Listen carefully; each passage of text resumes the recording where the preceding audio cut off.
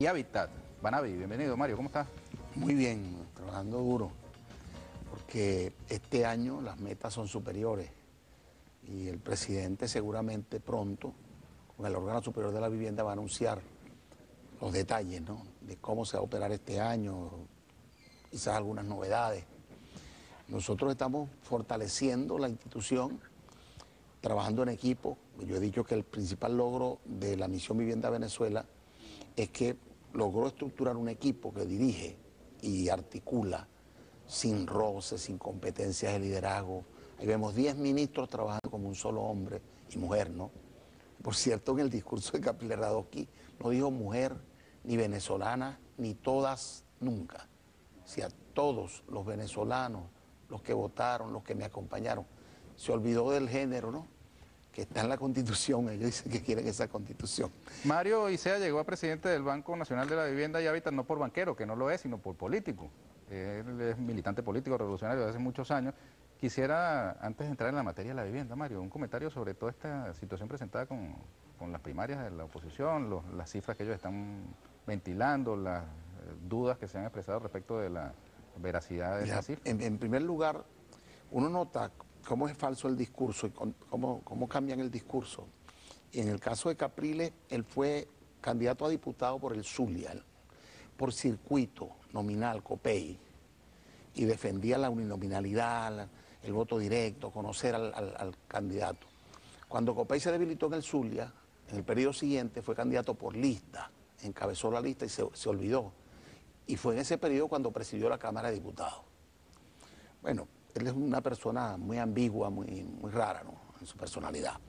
Pero en general son así. Ledesma, por ejemplo, que hacía una campaña feroz contra las captahuellas, cuando vio que una encuesta lo favorecía en la elección anterior a la alcaldía mayor, empezó a decir que eso de las captahuellas era mentira, ¿no? Y vimos como ahora reconocieron, ¿verdad?, Leopoldo López y otros, y voceros de Capriles, las bondades del CNE, pero hoy ya aparecía Capriles diciendo, bueno, el CNE lo que hace es prestar las máquinas y dar un apoyo. O sea, se niegan a terminar de validar al árbitro, ¿no?, porque no quieren llegar al 7 de octubre con una derrota anunciada sin tener la excusa del fraude.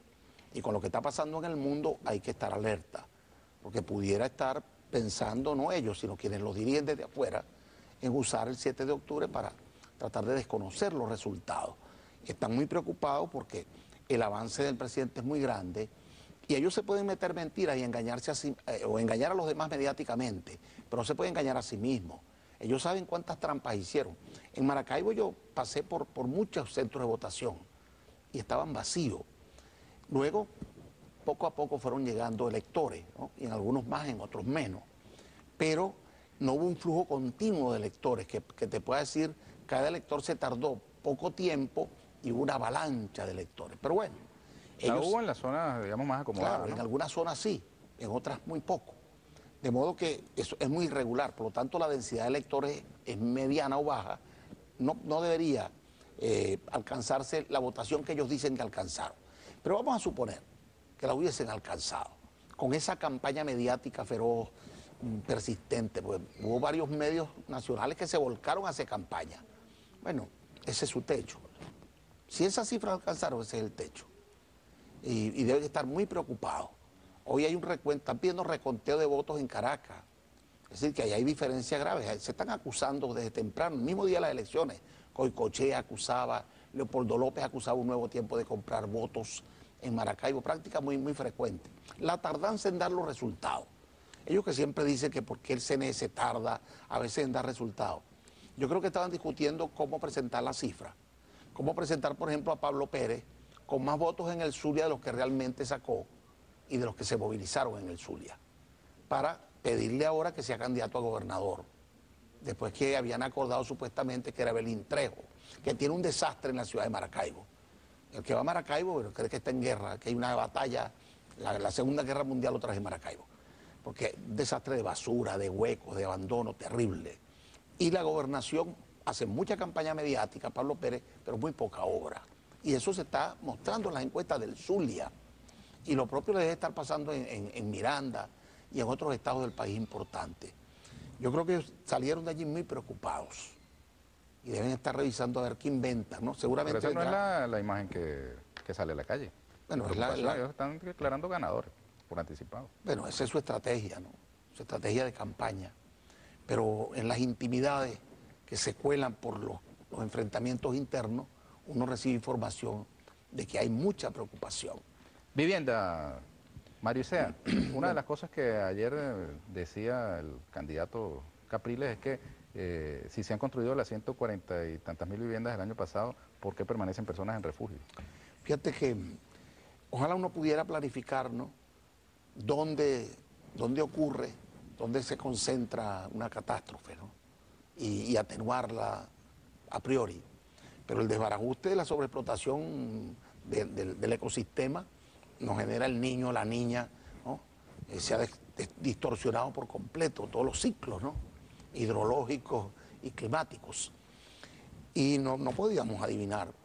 De manera que se están construyendo muchas viviendas, pero no exactamente donde los refugiados vivían. Y la gente tiende a querer quedarse en el sitio, ¿no? Nosotros estamos trabajando para crear condiciones vivibles en el hábitat, más que en la vivienda ahora, para, por ejemplo, garantizar transporte, seguridad, servicios, en zonas donde a veces no los había en suficiente cantidad para el volumen de refugiados que de pronto se presentó. Nada más en el sur y en Mara, en diciembre, hubo que habilitar decenas de refugios nuevos, porque iba a prever que iba a ocurrir de nuevo eso en Mara y en Paez, La Guaira. Bueno, de modo que esto ha sido sin precedentes. Sin embargo, por ejemplo, en el refugio del Banavi, ayer, el fin de semana, se fueron varias familias para Carabobo, para Monagas, para otros sitios del país, y otros están esperando desarrollos en Caracas. En estos días hubo un retardo y algún constructor alarmó a los refugiados y eso produjo una protesta. Bueno, llegamos a un acuerdo, se habló con ellos y entendieron la situación y se está poco a poco distribuyéndolos. Hay un intento masivo en Ciudad Caribia, por ejemplo, en Ciudad Tiuna, ¿no? Para resolver la presencia de casi 30.000 familias, 26.000, 27.000, de las cuales la mayoría está concentrada en la capital. Ayer dijo Rafael Ramírez, que preside el órgano superior de vivienda, ¿no? Sí. Vicepresidente territorial, El coordina el presidente de órgano. PDVSA, ministro de Energía y Petróleo, ahora se llama de Minas, de Energía Y petróleo. y Petróleo. Que esas 27.000 viviendas se concluirán este año 2012 para la gente de Mira, la Gran Caracas. afortunadamente, desde el año pasado se estaban construyendo viviendas de la meta del 2012. Una declaración de finales de año del ministro Molina señalaba que se estaban construyendo cerca de 286.000 viviendas el año pasado, de las cuales 133.000 corresponden a la meta de este año. Entonces ya hay desarrollos avanzados, ¿no? Por ejemplo, nosotros estamos ayudando a financiar Ciudad Caribia desde Banavi, con el Fondo de Ahorro para la Vivienda. Y vamos transfiriendo gradualmente recursos para que esas viviendas luego vengan, algunas a los refugiados y otras al mercado de viviendas para bajar el precio de la vivienda. Cuando comience a entrar al torrente de venta las viviendas de la Misión Vivienda Venezuela, el precio de la vivienda va a bajar. ¿Puedes explicar un poco eso, Mario? Porque en el caso del banco, ustedes utilizan los recursos del Fondo de Ahorro Habitacional, ¿no? El Fondo de Ahorro Habitacional se usa de varias maneras, ¿no? Hay préstamos directos para adquisición. La gente va a un banco público o privado, hace su solicitud, se financia hasta 270.000, una parte subsidiada con fondos de aportes del sector público no retornable, con subsidios que pueden ir desde el 2% hasta el 100%, 100% para familias que no tienen ingresos de un salario mínimo, por debajo de un salario mínimo. Ese fondo se arma con las cotizaciones de la gente a la ley de política habitacional. Con el 1% de aporte del trabajador y el 2% del aporte patronal equivalente, es decir, un 3%. Era lo que antes se hacía con la ley de política habitacional. Ahora esto conforma el Fondo de Ahorro Obligatorio para Vivienda y se complementa con el Fondo de Ahorro Voluntario. Es decir, alguien que no está en nómina, un trabajador de la economía informal, taxista, plomero, carpintero, etcétera, se puede inscribir y cotiza el 3% de sus ingresos. Se convierte en un ahorrista voluntario. Antes tenía que esperar un año, pagar mes tras mes, hasta lograr 12 aportes para validarse, ¿no?, y tener derecho a los programas. Hoy puede hacerlo en un solo momento. Eso es una reforma que acabamos de introducir. Y eso se va nutriendo entonces también con la recuperación de los créditos que nosotros cobramos. Créditos que se dan a corto plazo para construcción o adquisición, nosotros los recuperamos a largo plazo. El fondo también permite que los ahorristas retiren haberes por motivo de pensión, por ejemplo. Yo he ido promoviendo una operación que no se estaba dando, que es el retiro de haberes para aplicarlos a viviendas. Y estamos instrumentando esa operación. Fíjate que casualmente David Paravicini, que militó contigo Sí, gran amigo. en la causa R, ¿no? Un gran amigo. Él dice, coticé por más de 25 años ley de política habitacional, ¿cómo acceder a mis ahorros? Sí. En este momento, cualquiera que esté jubilado puede pedir sus ahorros de FAO. Por ejemplo, yo tengo aquí que nosotros entregamos 145 y más y pico de millones de bolívares para 52.713 beneficiarios este año, 2011.